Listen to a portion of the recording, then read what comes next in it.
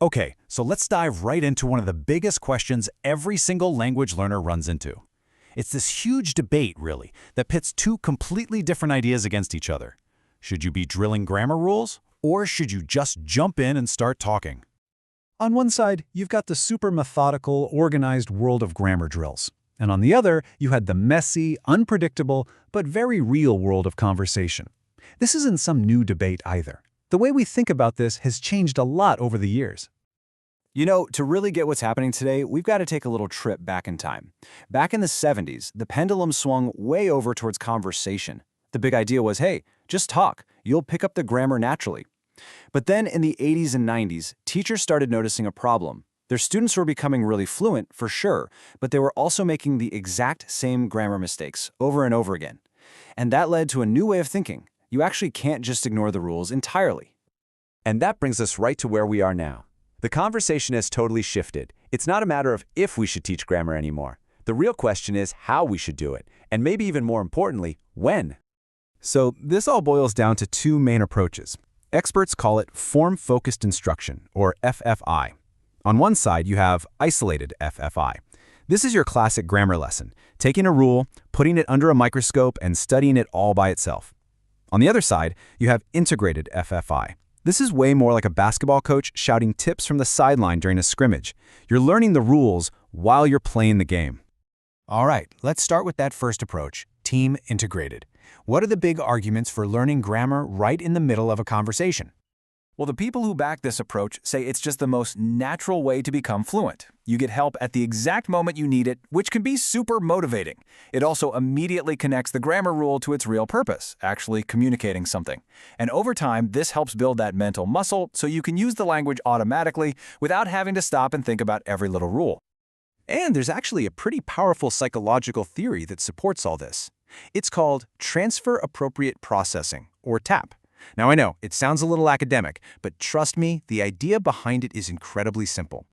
Really, it just boils down to this.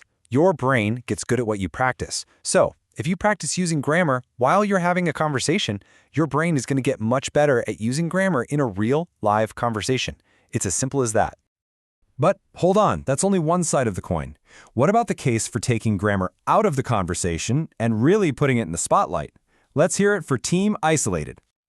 The argument here is that our brains kind of have a limited bandwidth, Trying to focus on what you want to say and the perfect way to say it at the same time, it can be totally overwhelming.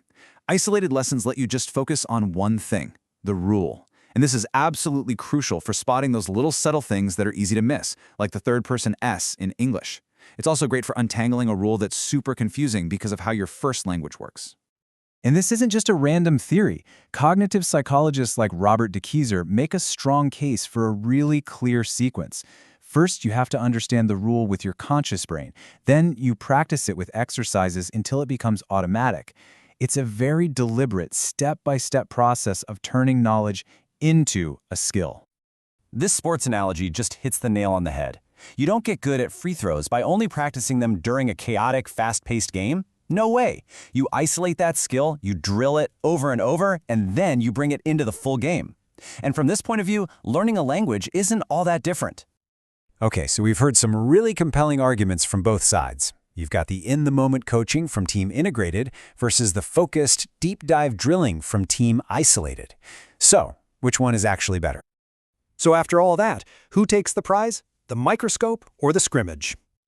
Well, here's the twist. All the research points to the idea that we've been asking the wrong question this whole time.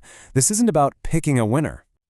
See, the most effective way to learn doesn't choose one over the other. It actually uses them together in this awesome, powerful cycle. So you might start with an isolated lesson to introduce a new rule that helps you notice it. Then you jump into a conversation and try to use it. And finally, you get that integrated, on-the-fly feedback to help you get it just right. Each step perfectly sets up the next one. So the crucial point isn't which one is better, but when you should use each one. It's like having a full toolbox. You need to know which situation calls for the hammer and which one calls for the screwdriver.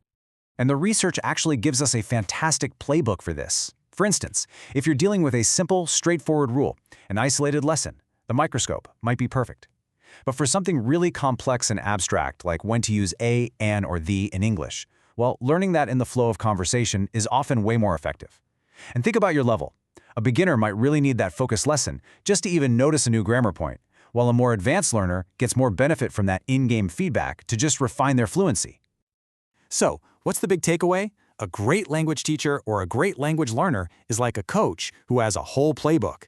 They know when it's time to run drills, and they know when it's time to just let the team play and give feedback on the fly. You absolutely need both to win the game.